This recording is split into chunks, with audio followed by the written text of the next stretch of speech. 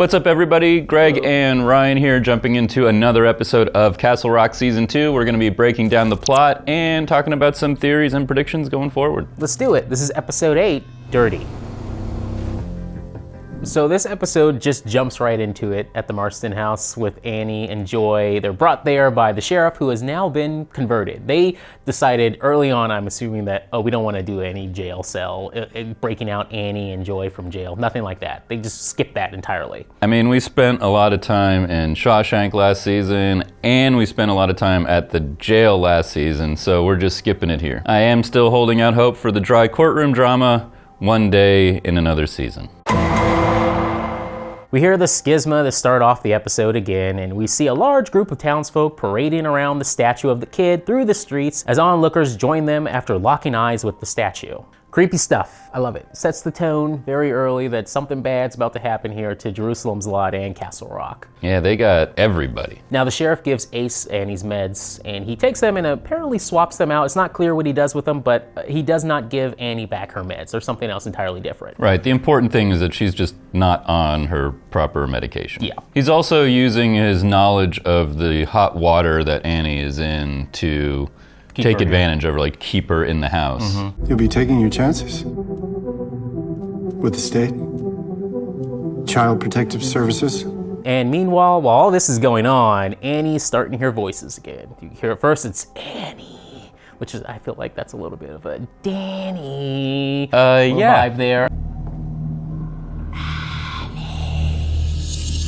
Meanwhile, Chris has basically been told to go and take care of Nadia. Yes. Valerie tells him that Amity's close to returning and it's time to get rid of the doctor. And boy, does that not go well. We knew that was coming. Nadia can take care of herself very well, so I was not, in this entire episode, I never felt like she was in danger. At all. If there's any character in the entire season that's capable of taking care of themselves, it's her. Now, one thing that was missing from this entire episode was Pop. Pop's been here before. He's seen events happen in Castle Rock. Right. He knows the town, so he's getting ready. He's driving nails into a baseball bat and taping shotguns together. Now, the Goo Cult is in phase 2 of their plan, their grand plan, which we don't know the end of, but phase 2, this is where we are. Phase 2 is cutting off the power, the cell phones, and then basically exterminating anybody who's left that hasn't been hypnotized by the statue. Realizing that something is wrong with Chris, Nadia takes him to the hospital. The hospital is empty. And the lights are off. So like Jenny's be working for that. Yeah, you would think so. Okay, all good, whatever. Anyway, all the staff are gone. Mm-hmm. There's a couple of patients left, maybe. Like they went to the parade with never came back. Everybody just wandered off to the parade, saw the statue, and never came back. Very unfortunate. In the process of trying to sedate Chris, Nadia discovers, she finds out basically that he was converted into something, and the drugs are helping the real Chris come out. Mm-hmm. Yeah. A little while later, another couple of goons show up from the Goo Cult to take care of the situation. I'm gonna say right now that resource-wise, it seems a little weird that 3, including Chris, were devoted to Nadia, given that there was an entire town that only so many of them could be trying to wipe out. But let's not dwell on that. Okay. Basically, Chris is able to overcome the gooness and helps out Nadia, who we've already said probably didn't really need the help. No. But they take care of the goons. But in the melee, Chris gets shot and he's gone. Now, back at the Marsten House, Valerie comes across Joy's drawings. She's walking in the room and she notices that, these look familiar. There's another person who did this too, Amity. So she quickly shows this to Ace. Now, when Ace is presented with this new information, he's thinking, oh God, I was wrong the entire time. Maybe it is Joy. But he talks to Annie first and asks her a few questions, like, any medication, by the way? And Annie's like, nope. And that's his check mark there. He's like, oh, cool. Perfect. Good. Let's do this. We're going ahead with it. Any medication? No. Nothing like that. She's not like... Of course. I just wondered. Meanwhile, it's escalating in Annie's head, and she's being haunted by her mother, who has returned from the bottom of the lake, apparently. Now, do you think this might be a little bit of an Easter egg for 237? I don't know. I don't think it is, but it's close. You could make that, I don't think it is, but I think it's worth bringing up that, the woman in room 237, especially in the Stanley Kubrick film, has a watery grave look to her. The main thing, though, is that this is showing us that the medication is wearing off. Once she's off her med, she just starts seeing her parents again. Annie discovers the pile of bodies, and that's sort of the nail in the coffin, right? She's like, time to go. Okay, this is not cool. Getting my daughter out of here. Enough of the, we're hiding from child services. Annie goes on kind of a rampage to get to Joy. She sort of fights her way up to the attic and takes out a bunch of the sort of main Goo cultists. Yes, and with that said, the Hassan, that has to be an Easter egg with the sledgehammer. The sledgehammer, a little bit of a Misery reference in there. I think, you saw that and you're like, oh, I know what's going on. Only thing missing now is a shotgun. I'm posing the question to you, do you think Hassan and the barkeeper are coming back, though? I think they're donezo. You think they're done? What if they just show up in the next scene because they're like, oh, we can just revive them? You do pose a good question because they burned the other ones to sort of make sure. He won't come back. Everybody before they became part of the Goo Cult was pretty violently murdered, dismemberment. Mm-hmm. And so it seems to me does the sledgehammering really make that much of a difference? Can't they just chuck them back in the crypt or the bathtub or whatever and I think they can heal them right up? Now, Annie saves Joy, but it's not over yet. She's got her hands getting closer and closer to Joy's throat, and she can hear her mom egging her on. Time to get clean. She's trying to fight it off as long as she can, but she really needs her meds now. If anything is more clear in this episode, that Annie needs to get back on her meds. One of the best moments in the episode immediately follows. They sort of sneak their way out of the house, being super stealthy. They go out the back door, and there's 400 people standing there. All of them look up at them. That's my favorite shot. They look up and then look right back down at whatever else they're looking at, which happens to be, I'm assuming, it's the statue. Right.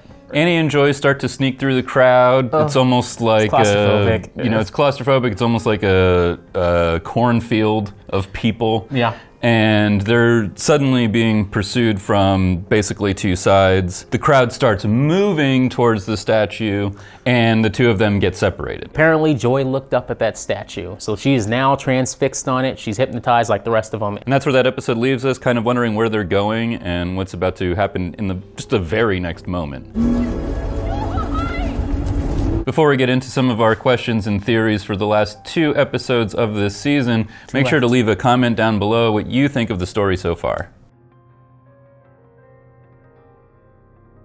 In this episode, Nadia discovered the power of drugs to inhibit the Goo people's possession of their original host. Unfortunately, Chris was killed before he could find out whether the effects were lasting or even actually resurrecting. So maybe there's a drug solution to the problem? Does it matter? The show hasn't converted anybody besides Chris that required sympathy. Obviously, the short answer is that Joy will have to be saved, but besides her, I suspect the other 29 or so remaining Goo Cult Henry worshippers are expendable, except possibly the pastor. The rest of the town should be fine as any Castle Rocker, Jerusalem's Lauder, or Derriere can be once the spell is broken. We should probably also leave the door open just a crack for the possibility of Rita coming back. Yeah. If Joy's proclivity to draw pictures about the cult while in the Marsten House, like another 10 or so muralists downstairs, is enough to awaken August and Ace to her as the vessel, then it has to be very possible that he was also blinder to the one truer vessel, Rita.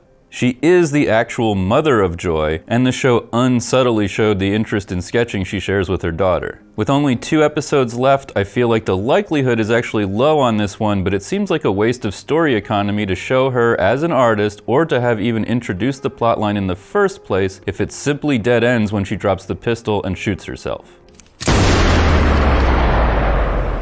We also want to know what the chances are of Chance returning. From the looks of it, we're not getting the not-so-sneaky Stand By Me / The Body adaptation with Chance, Joy, and the other kids. It seems like a missed opportunity given that the season features Ace Merrill so prominently, not to mention Chance is related to Gordy LaChance, so we may just need to content ourselves with the afternoon at the lake as the closest we'll get to this. While the ship has surely sailed for a The Thing-esque suspicion plot among the kids, the question remains how Chance will figure into the final episodes of the series. At the very least, I expect Joy and Chance will run away together if Annie does not survive the story, but I'm also still holding out some hope there's a bit more to Chance's mystery than her immediate family heritage. On the heels of that, I also really quick want to bring up another thing that's been eating at me, and that's the matter of Timothy. He is so far the only Castle Rock citizen we've seen killed on screen, and early I might add, that hasn't resurfaced for a significant scene. Is he the boy who was the first to go through the Eat Beetle throat cut ceremony in episode 7? Is he dispatched elsewhere on a secret mission to eliminate Chance? Perhaps he's down in cell block F with a flashlight and a radio waiting there in case the kid comes back. Hopefully he hasn't just been forgotten in the plot. Speaking of characters we probably won't see again, I think we're done with Christine. I was super excited in the last episode to see the malevolent 1958 Plymouth Fury, but her absence from the hypnotized procession probably means we won't see her again, at least not this season. Now, also speaking of characters missing from this episode, the kid? Honestly, I think the kid, if he does return,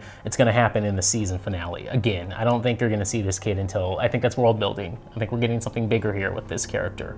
And we're only going to get maybe a name in the finale. While it felt like this relatively short episode served primarily to accelerate its plot lines, it still did not solve the case of the disappearing kid and the whereabouts of Henry Deaver. With only 2 episodes left and plenty of immediate issues to resolve, it's possible this mystery goes unsolved. The kid is the model for the statue of Amity's angel, and the statue seems to be doing plenty on its own. And Ace sure did not spend this episode hunting obsessively for the actual kid, so bringing back Amity may be all there is to the Goo Cult endgame.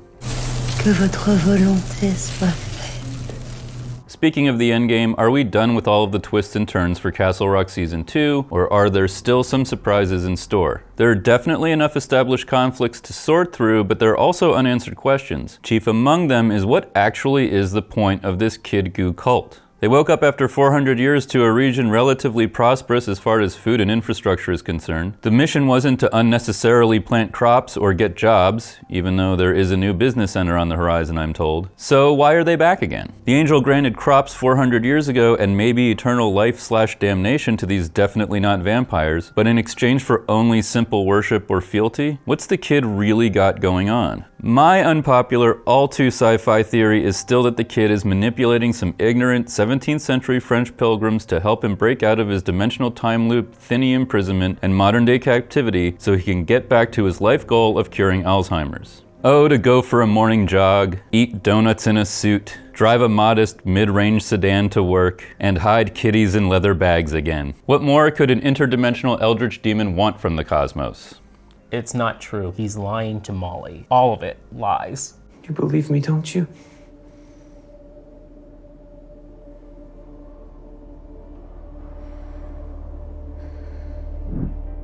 With only 2 episodes left in the series, the possibilities are narrowing, but let us know what you think is going to happen next down in the comments below. And we'll be back here for episode 9. Bye-bye.